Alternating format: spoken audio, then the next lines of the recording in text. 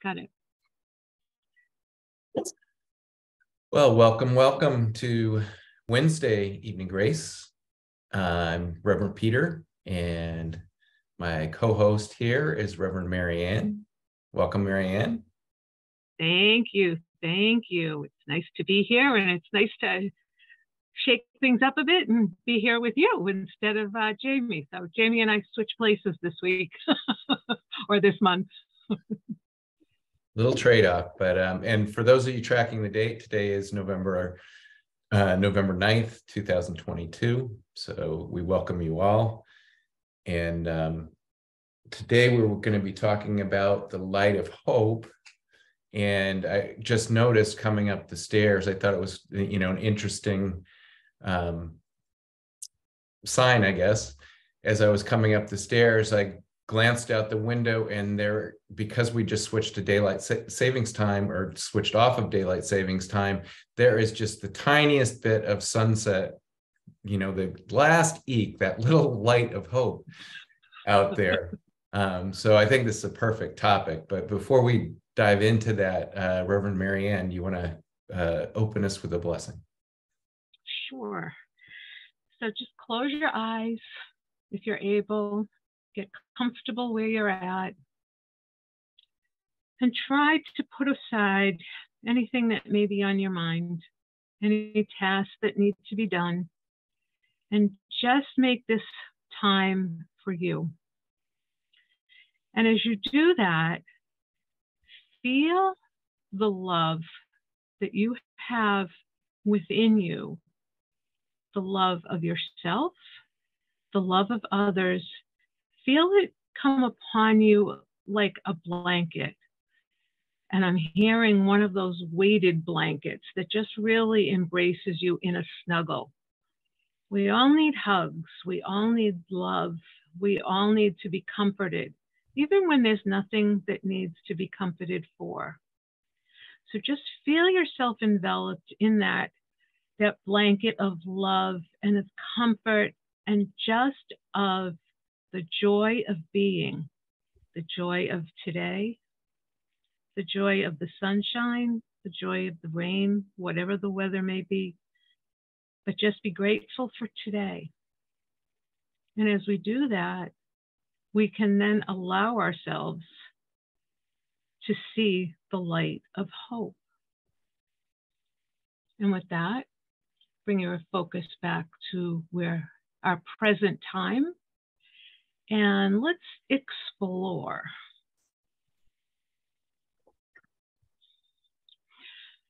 So you started us off, Peter, about the light of hope with the littlest sliver of sunshine that was left as we're going into these colder winter months. And I've found this topic a little bit tricky, the light of hope.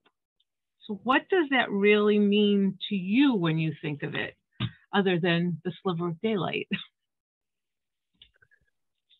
Well, definitely, I think this time of year, it's very significant. And actually, going back to my childhood, we did this in our Christian church. And we still do it when we host solstice, is a ritual where you start with one candle and you light one candle, and everyone has a candle. And, so that person passes it on to one person, and they pass it on. And so this topic makes me drawn to that, makes me think about that from this one little light. And if you've experienced that, like especially back in the church, we would have maybe 400 people at Sunday service, and to see it, they would turn down the lights, and to see it go from one single candle to 400 different candles, illuminating the whole sanctuary without any electricity. It's just inspiring and amazing. And that to me, that's sort of the core when I hear that, is that that from this darkness that can be born.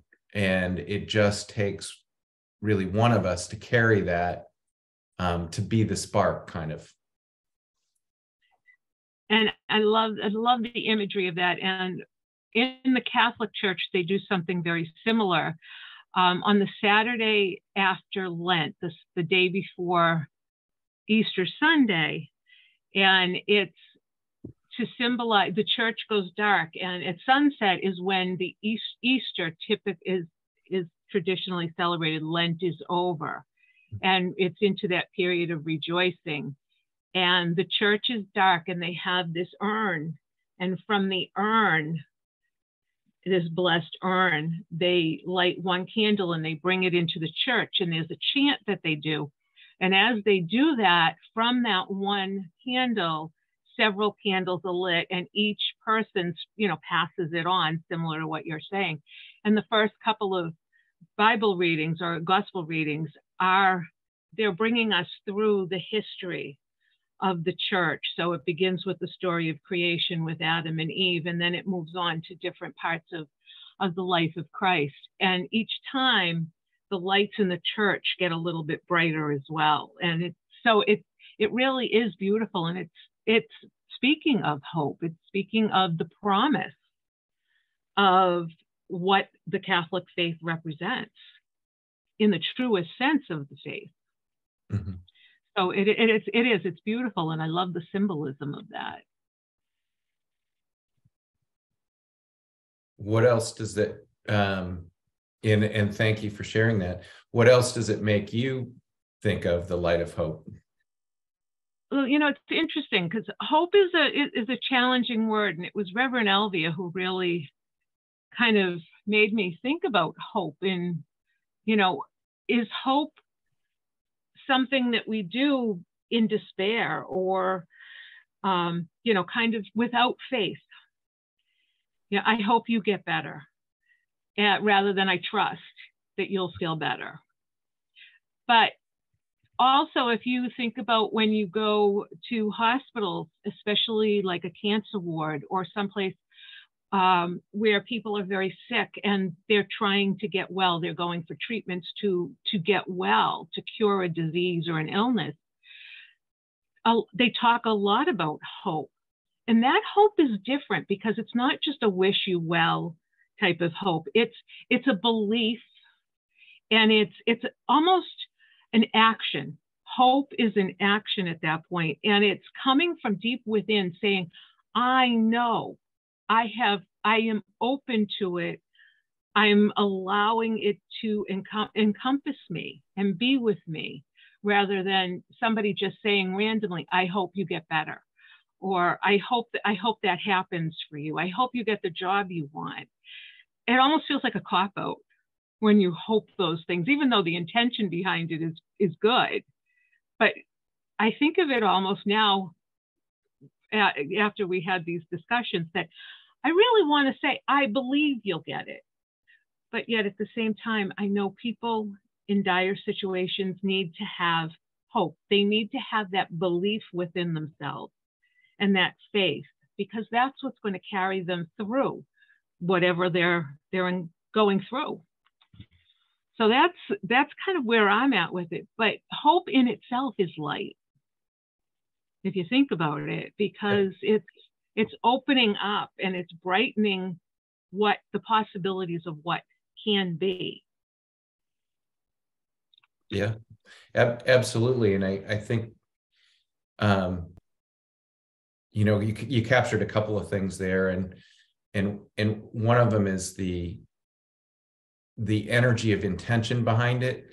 And I think we've talked about this before, but one of the teachings we had with the Mayan elders, Nana Mercedes, was talking about how people say thank you, and that in her opinion that it had lost a lot of its energy because people, oh, thanks, they're almost throwing it away. And I think you're getting kind of at a very similar point where the oomph behind I hope. It's just it's kind of a, I guess throwaway is kind of strong to call it that, but you're kind of just tossing it off as, well, maybe you will, maybe you won't.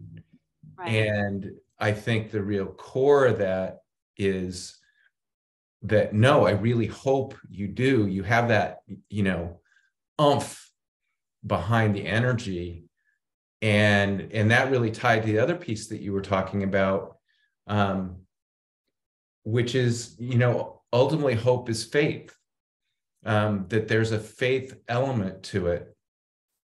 And when I was thinking about that piece just before this call, I was thinking about the energy work that I do.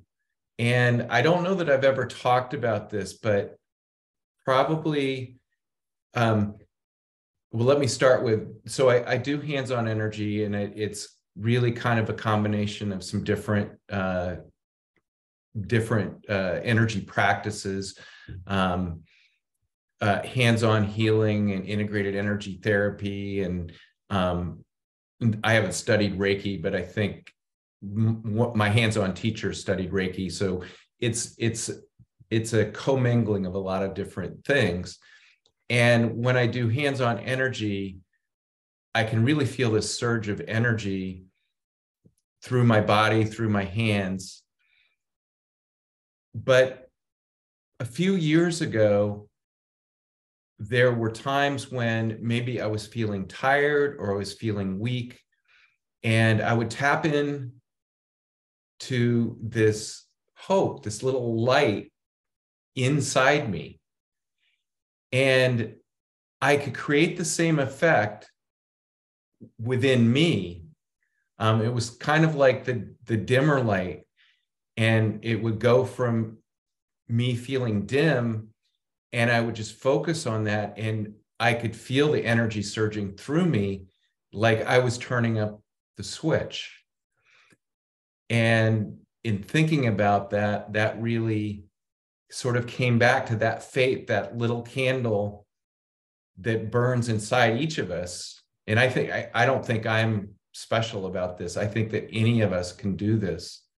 And I feel like I've learned, though, over the years, that if I am fighting off a cold or something, that in the right mindset, with that right oomph behind it, I can tap into that and turn up my dimmer switch and potentially use that energy to invigorate my immune system, invigorate my whole energetic system. And it really kind of taps into that same thing that we're talking about. I love that. And I think that's what makes hope an appropriate word, when what you're really saying is, I believe. Mm-hmm. I believe you can do this, just like you believe that you're turning up that switch that's saying, I believe that what I'm going to do is going to be helpful, and I'm going to I have what this person needs for their healing. Funny story about the word hope. I started using that a lot at work rather than, I hope. And I would start using I trust or I believe. And we were doing a job search, and I kept saying to my boss something about, I trust this or I trust that. And he said to me, when do we go from hope to trusting? So he caught the subtle difference, even though I wasn't saying anything. But he noticed that I had shifted the words that I was using. And I think it changed how he was, reacting to things as well. So it's amazing how you can infuse a change in people's attitudes by using that word trust. Mm-hmm. And in customer service, I use the word trust a lot. I wouldn't end conversations with, I hope this has been helpful.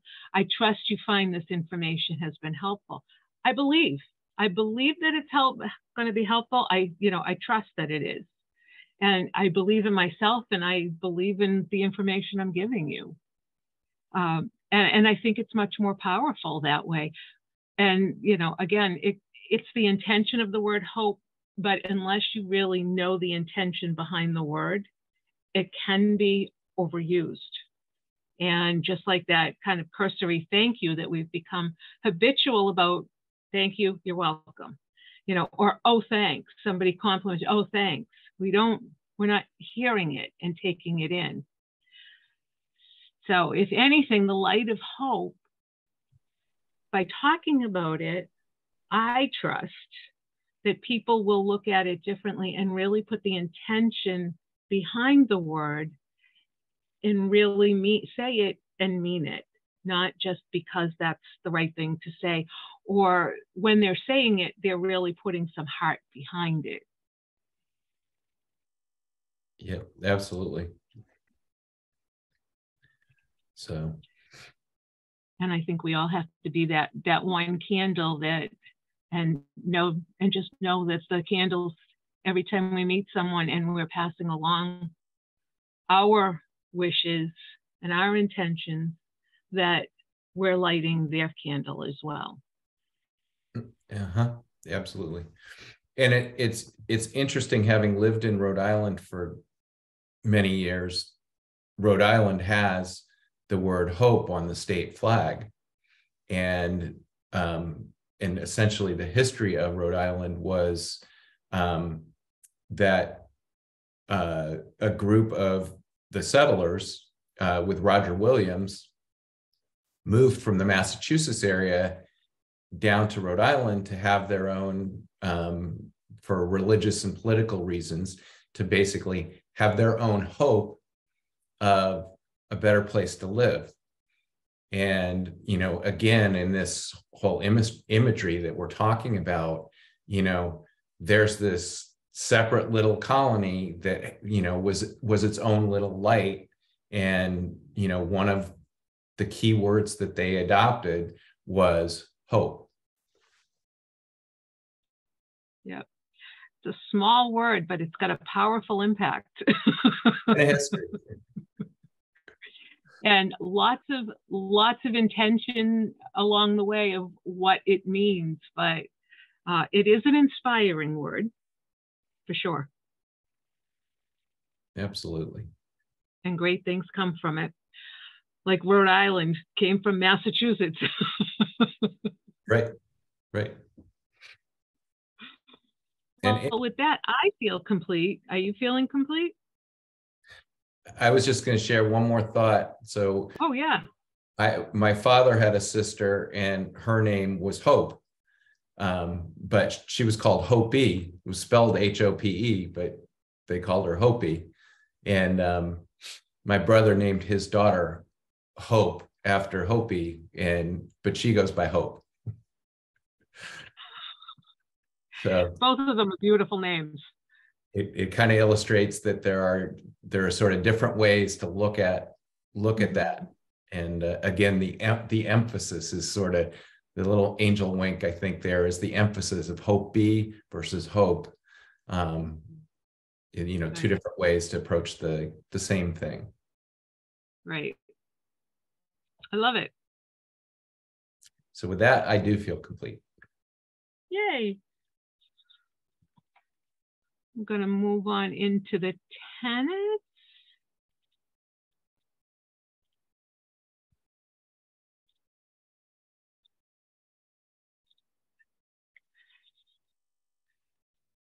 So as we read the tenets, I encourage everyone to just listen to the words and let them go wherever they need to go.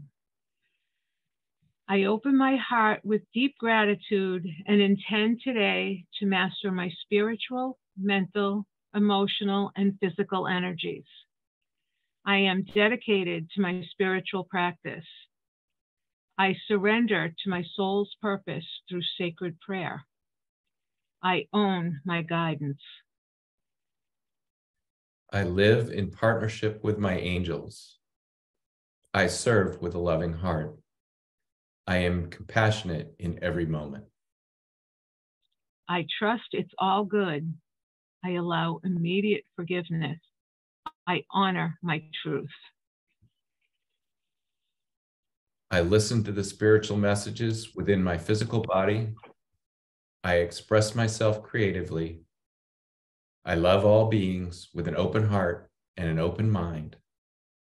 I am one with Mother Earth. And so it is. And so it is. And let's get us back. And I actually pulled one of our tenet stones for our tenet for the week.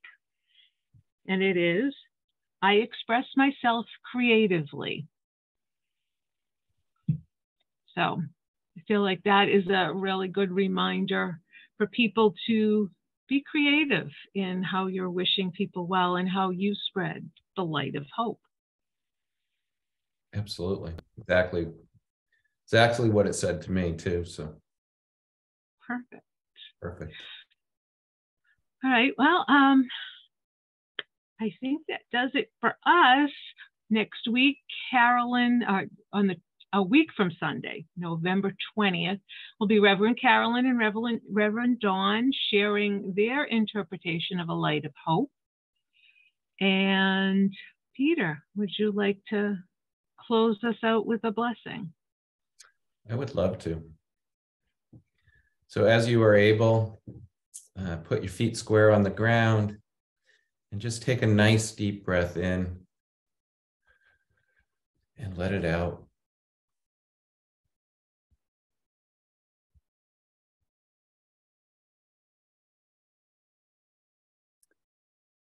And see or feel or sense that little candle, that little spark, that little light within you, that hope, that faith, whatever word you want to describe it with, or don't even use a word. Just feel into that thing and focus in on it. And now just sense it growing from a little feeling slightly bigger and bigger and bigger, filling up your whole body, your legs, your arms, your chest, your heart, your head, your feet. Feel it growing, growing, and you are becoming the light. Your body is a luminescent being here on earth. Whether you're walking in the woods or sitting in your house or on a crowded subway or wherever you are that light. You are that hope.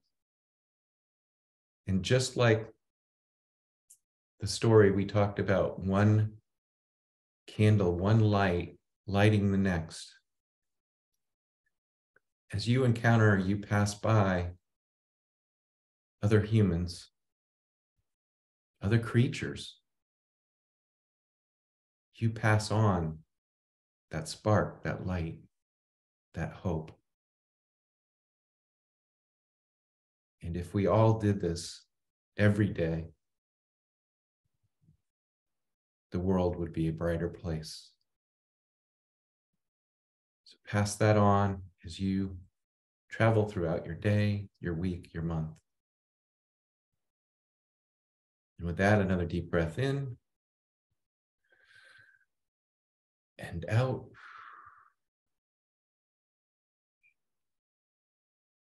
And come back to this time, this space.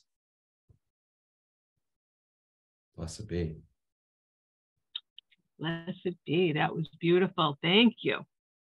Thank you. Put me in the right frame of mind. Awesome. Love you. Sending love to everyone. Be well. Bye. Bye.